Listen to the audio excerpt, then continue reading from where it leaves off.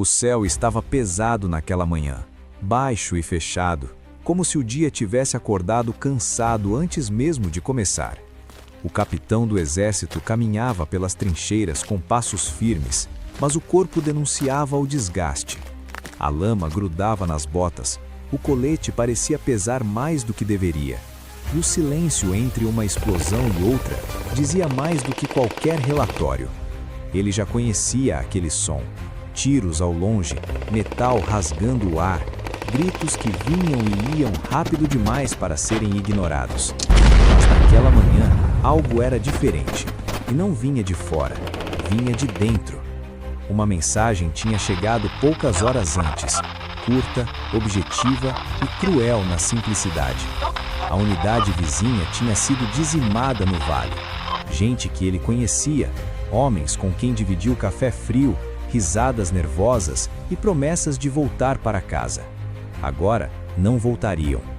Ele parou por um instante, apoiou a mão na parede de terra e respirou fundo. E se for a minha vez? Pensou. E o pensamento veio rápido, perigoso, desses que não pedem permissão. O rádio chiou e interrompeu tudo. Capitão, movimentação detectada no setor leste. Possível ataque ao amanhecer.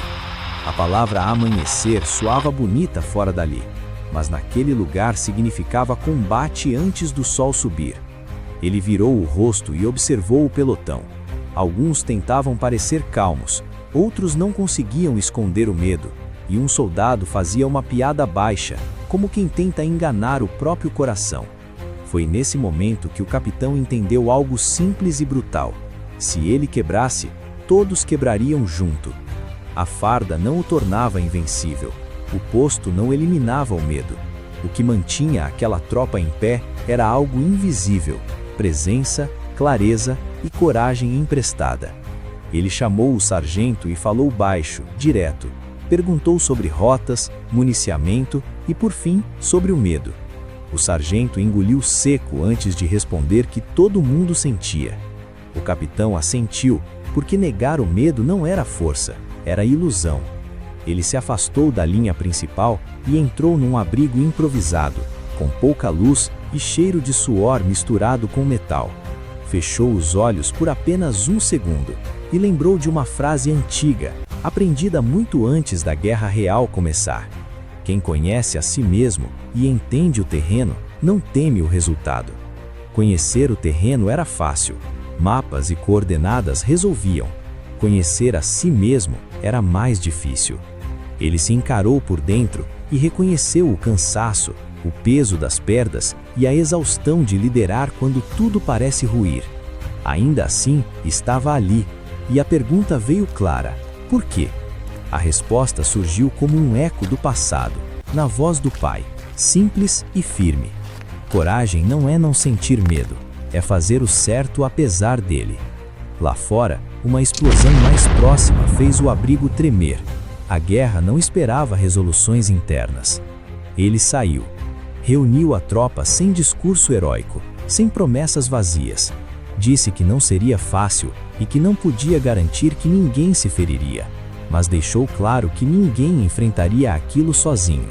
Se o medo batesse, bastava olhar para ele. Ele também sentia, e ficaria. A primeira luz do dia apareceu junto com o som que todo combatente reconhece sem precisar ver. Passos muito rápidos vindo em direção à posição. O alerta soou, o coração acelerou, mas o capitão não correu. Ele respirou uma vez, depois outra e escolheu. Distribuiu posições com gestos claros e palavras objetivas. Ele não gritava, conduzia. O primeiro disparo rasgou o ar e em segundos o mundo virou fumaça, estilhaço e gritos abafados. Um soldado caiu ferido, ainda vivo. O capitão avançou agachado, puxou o rapaz pelo colete e o arrastou para trás de uma mureta. O soldado disse que não conseguia, a voz tremendo. O capitão respondeu com firmeza calma, dizendo que ele conseguia não porque era fácil, mas porque era necessário. Pediu que respirasse com ele, e respiraram no meio do caos. O inimigo pressionava e o terreno não ajudava. Se perdessem ali, tudo atrás seria perdido também. Ele olhou o mapa molhado, pensou rápido, observou padrões e se perguntou o que faria se estivesse do outro lado. O frio na nuca respondeu antes da lógica. Eles tentariam flanquear pela ravina. Dividiu o pelotão e ficou na linha principal, porque líder que manda e some perde o direito de ser seguido. Minutos se arrastaram até que o rádio chiar de novo, avisando que o inimigo já estava na ravina, em grande número. A mente tentou correr para a culpa, erro e medo, mas ele percebeu algo vital. O inimigo mais perigoso ali não tinha arma, era o pânico. Ele decidiu ir. A ravina era estreita, cheia de pedras, fumaça e tiros ricocheteando. Quando apareceu, ouviu alguém sussurrar que ele tinha vindo, e aquilo mudou tudo. Não era só presença, era promessa. Ele organizou o fogo, criou cadência e controle. O inimigo hesitou. Uma explosão próxima o derrubou de joelhos, trazendo zumbido e tontura.